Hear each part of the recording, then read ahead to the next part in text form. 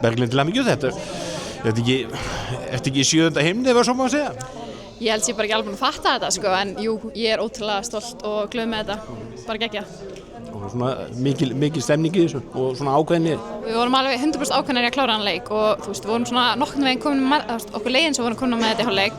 Byrjum svo seinni hálfleikinn svolítið illa, en náðum sem betur fyrir að klára þetta vel. Þetta var rosalega stressandi þannig í lokin. Og þetta var mikið álag í vörninni.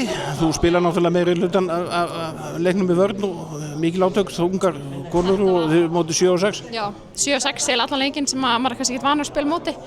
Og það var alveg krefjandi, þarf að telja og hugsa hver maður á að vera í vörninni, þannig að já, það var erfitt sko. Og það er alveg náða einangra ágætis svæði, maður fekk oft bara maður og mann á sig sko. En já, bara gott að klára þetta.